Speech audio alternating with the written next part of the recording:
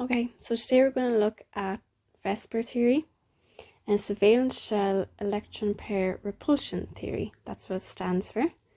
And it's to do with covalent bonds and covalent molecules. So we'll look at what a covalent bond is. Compared to the ionic bond, a covalent bond is when two atoms share electrons, and those electrons create single bonds, double bonds, or triple bonds. Now, it says valence shell electron pair repulsion theory. So the valence shell, that's usually the outside shell. So valency, what is it? It's the number of atoms of hydrogen or any other monovalent element in which an element can combine to. So let's just take a look at that. So hydrogen has one electron.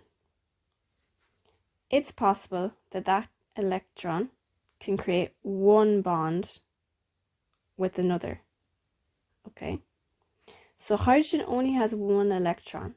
That means it's only capable of making one bond.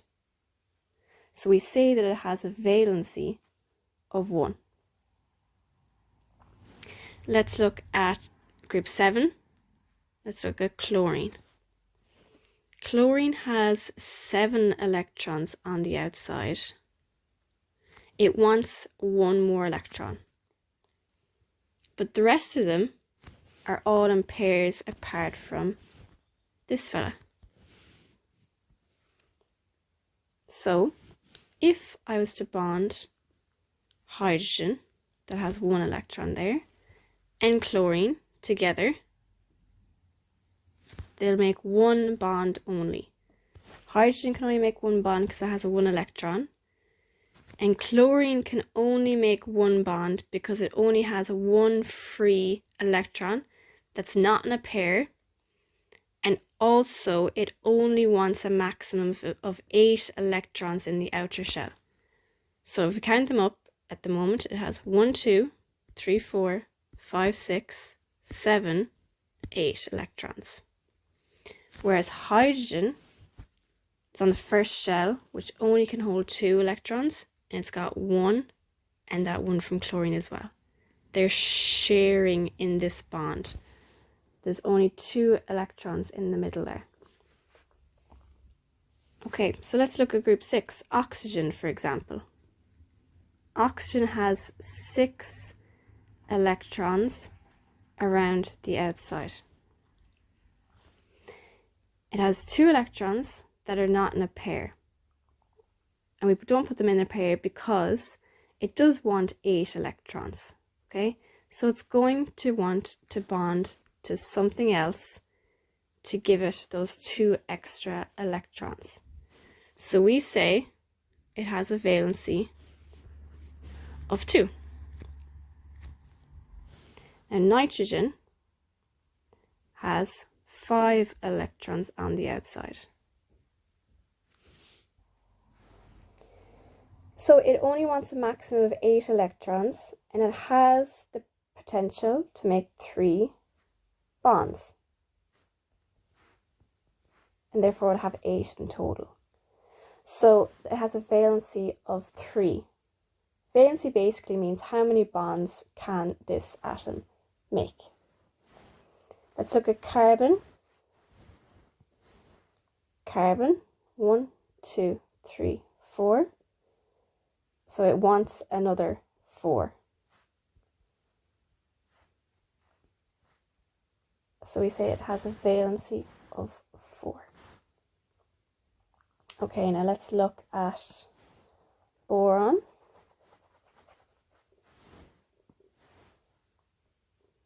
It only has 3 on the outside.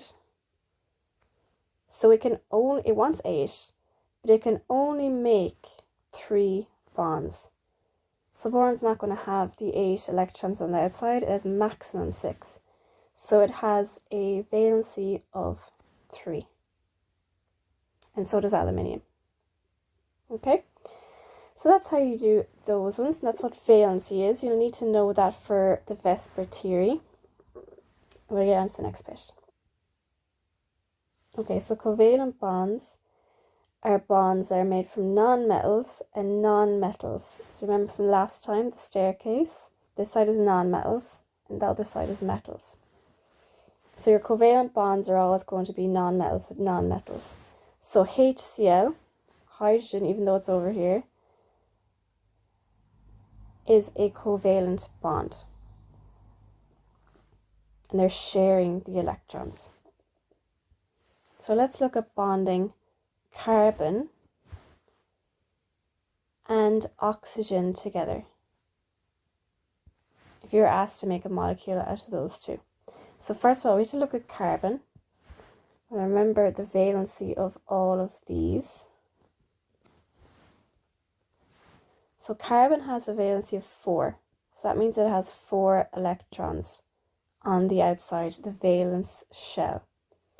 Oxygen then has how many on the outside? It has 6.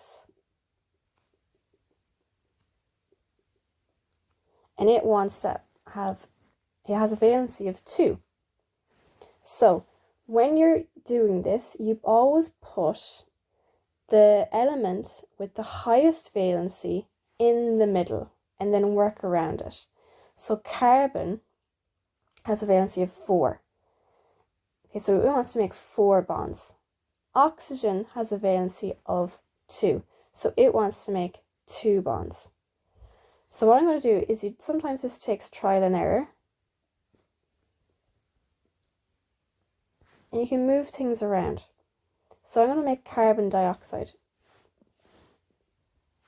So if I do that, I'm going to have to move some of the electrons around here in the middle.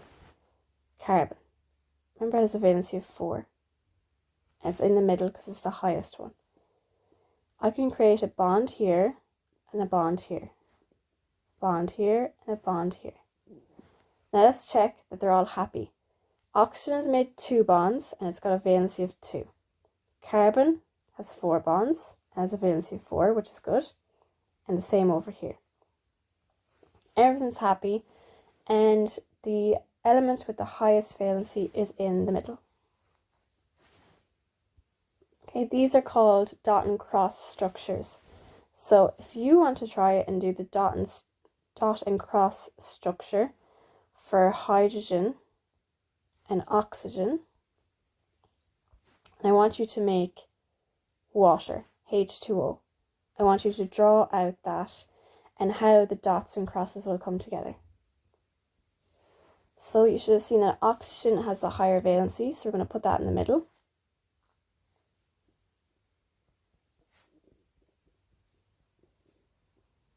Hydrogen either side. And then they create a bond. Double check. Hydrogen has a valency of 1, only has 1 bond. Oxygen has a valency of 2 and it has 2 bonds either side. So that's happy out.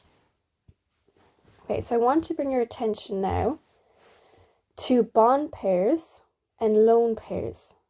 These are 2 types of electron pairs. So what I mean by a lone pair is when they're not actually involved in a bond. So these 2 electrons either side, they're not involved in bonds. So they are called lone pairs. The section that is involved in the bond are called bond pairs. Okay, and that's important for our VSEPR theory as well. So we should know the difference between lone pairs and bond pairs. Here we have, in the water molecule, a lone pair and another lone pair. Then we have a bond pair and a bond pair. Okay, so from those drawings, they're called again dot and cross, or sometimes called Lewis structures. It would seem that they're all very linear. And that's just how we draw them as down on 2D and as the structure. But some of them are not actually linear and they just look like that on paper. So our VSEPR theory allows us to tell us how exactly the molecule will look like in 3D. And that involves 360 degrees, and we're able to draw the molecule with an angle attached to the actual molecule and the angle between the bonds. So here, it would seem like it's 180 between this bond and this bond, 180 degrees, and it would appear that it's 180 degrees here as well. But that's not actually true. So VSEPR theory allows us to tell us, everyone, and allows us to draw more accurately the actual shape of these covalent bonds. So the shapes that covalent bonds can make are here. These are the 5 shapes that you're going to need to know, and the angles as well. So the first one you see that there's 3 atoms together. It can be 2 atoms as well. And the angle between bond 1 and bond 2 is 180 degrees. The next one is a V-shaped molecule. It's kind of like an upside down V. We have a small angle, 104.5 degrees, in the middle between the bonds there. And you always take the bond, the smallest one. Okay, you're not going to take this angle, but the smallest angle. Down here then is our tetrahedral. And we see we can have 1, 2, 3, 4, 5, and around a central atom where there's 4 edges to a puzzle, let's say, around it. And that tetrahedral is 109.5 degrees.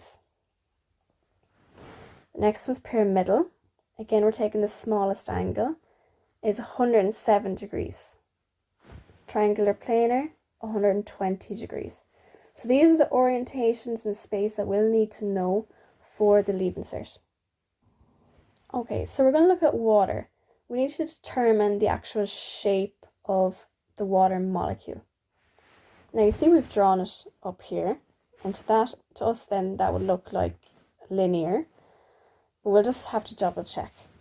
So we have 1 oxygen,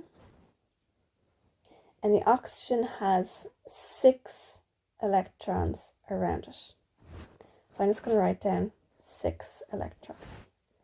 Each hydrogen has 1 electron that is going to give or participate in the bonding.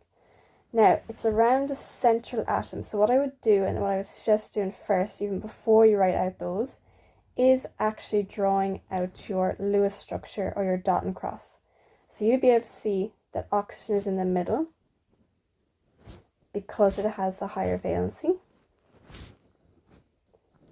And it looks like this. Okay? So when you're doing the VSEPR theory, you always focus on the middle, the central atom. So oxygen has 6 electrons on the outside, and hydrogen is sharing with oxygen only 1 electron. Okay?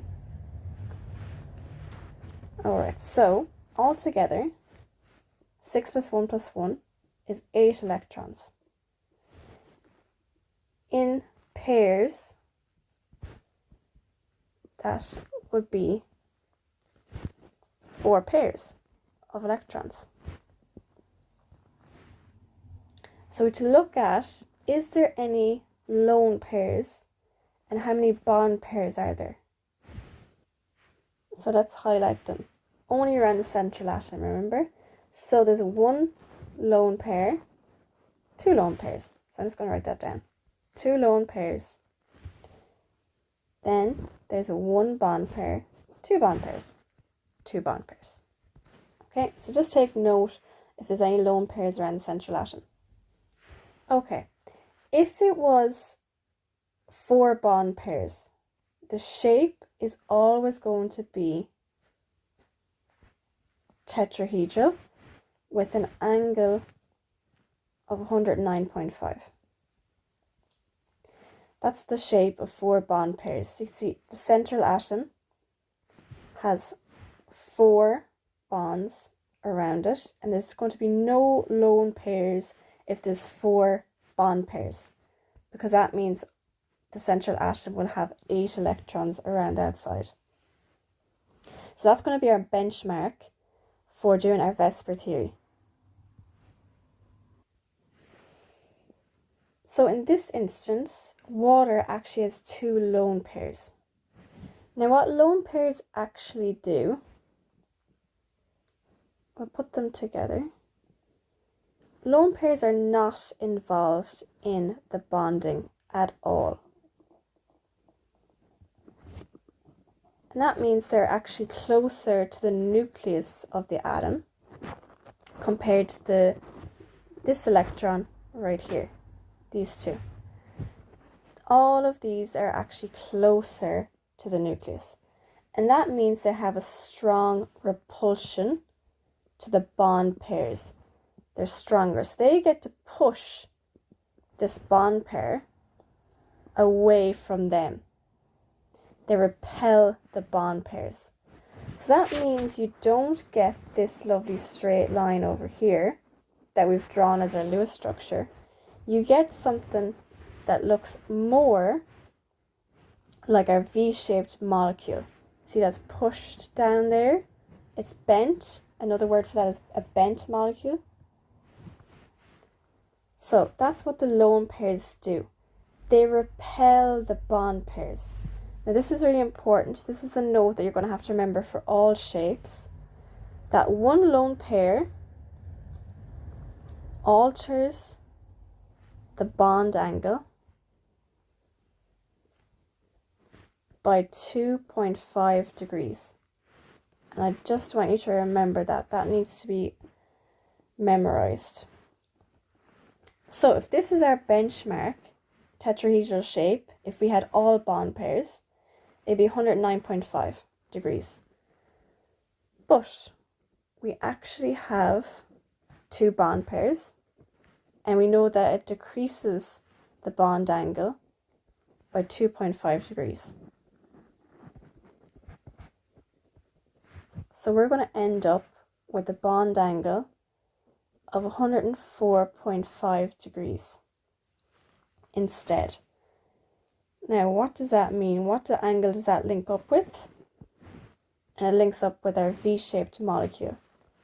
So the actual shape of our water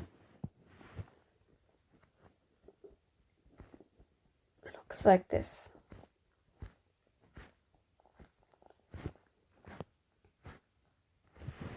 And remember to put in your angle in the smallest one, 104.5, and name it, it's V-shaped. And that's how you work out the shape of a molecule. So let's do another one. We're going to do this one right here. If you want to try it, you can. And work all your way down, draw out the molecule, tell me what the angle is. Okay, so your first thing to do is look at the valency of both phosphorus and bromine. So let's scroll back up. Phosphorus is here. It's got a valency of 3. And bromine has a valency of 1. So phosphorus is going to go into the middle. So you're going to draw your molecule.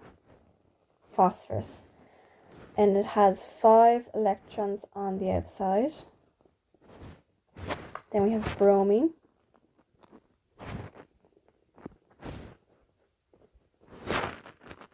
Which has 7.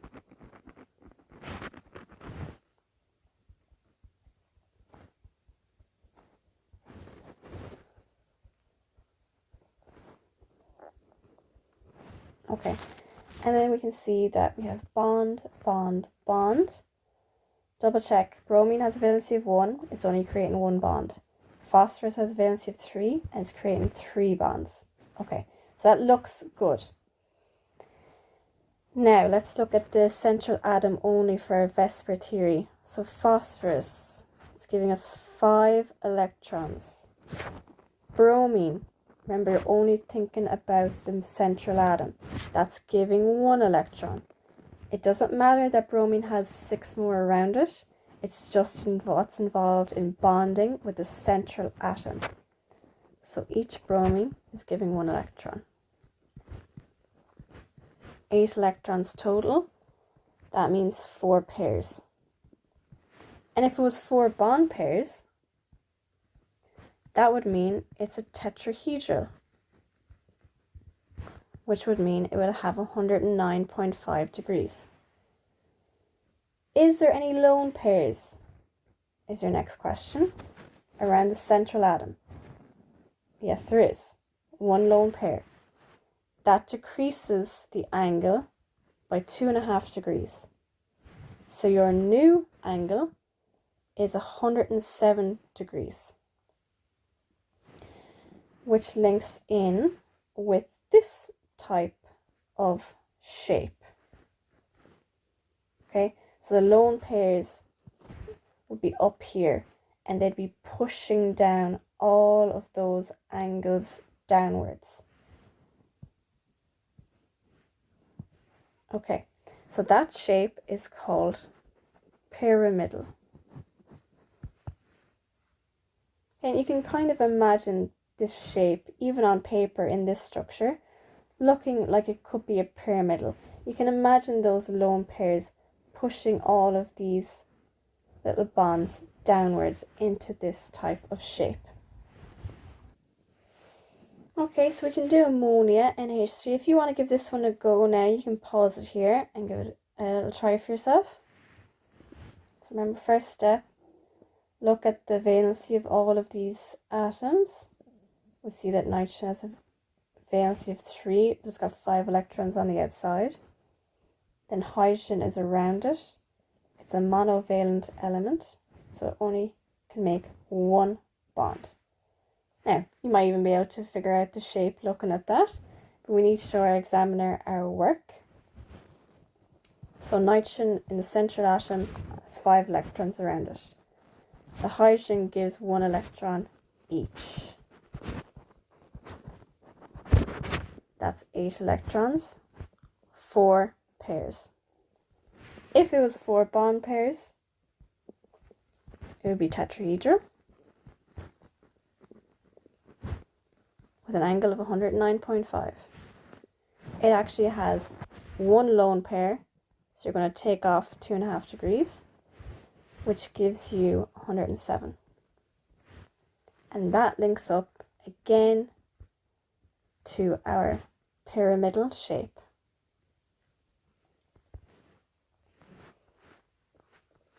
Okay, next one.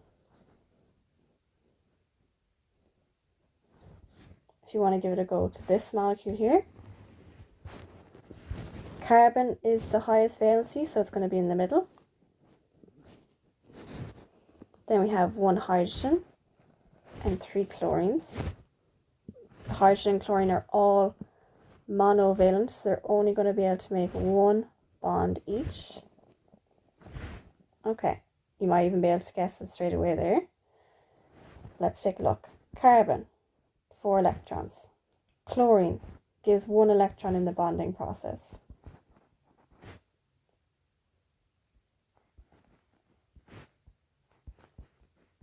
Altogether, 8 electrons, 4 pairs.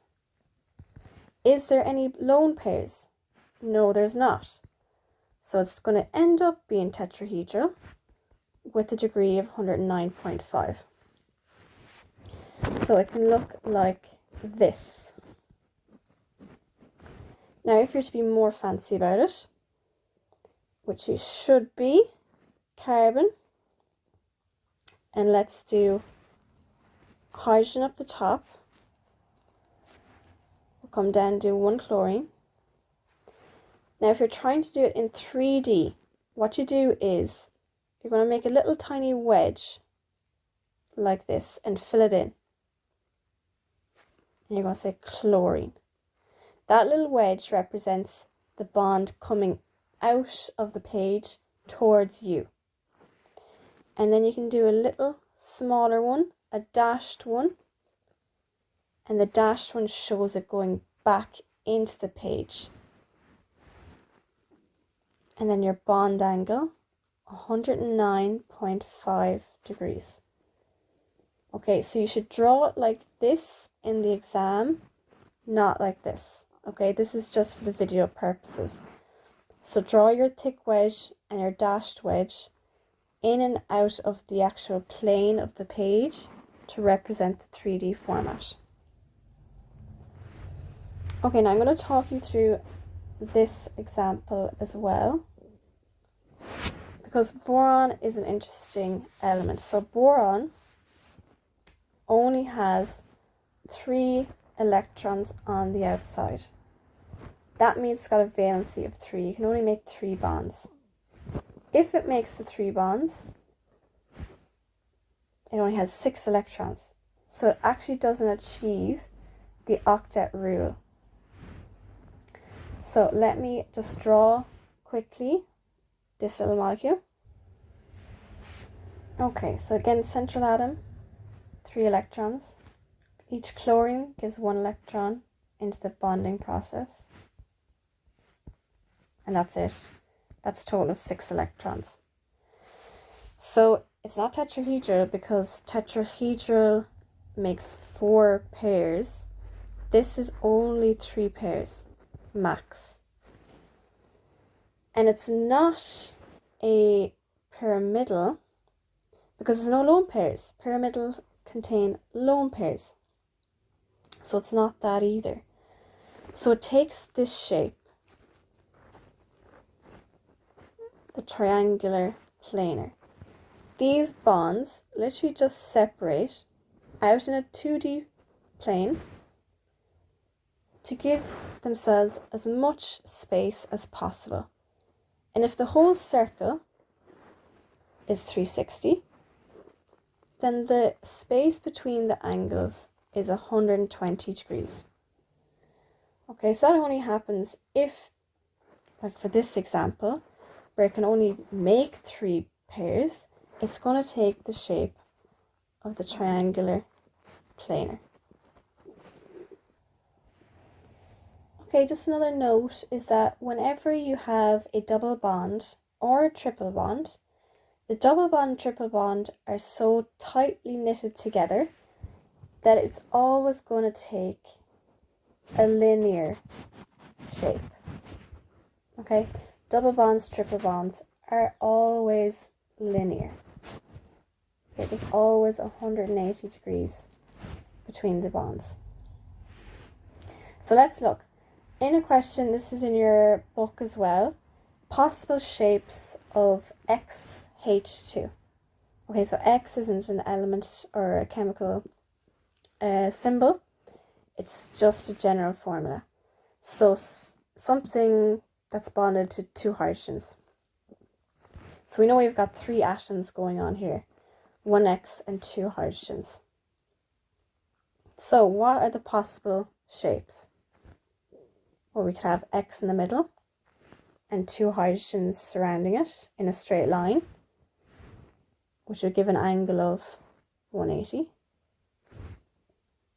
And that would be linear. Or, who knows, there might be a lone pair or 2 in there to skew the shape a bit. And we know that if there was 2 lone pairs there, just like water, that would give us an angle of 104.5 degrees. And we call that V-shaped. So, as I said, all you have to know are these few shapes up here. And those few shapes, those first 2, 1, 2, are the only shapes with 3 atoms in it. So they're your 2 possible options. Possible shapes for QX3 now. Why don't you try and do that one yourselves? So there are 4 atoms involved here. So we could have this type of shape, which has 4. Or we could have this type of shape, which is also 4. One contains lone pairs, one doesn't.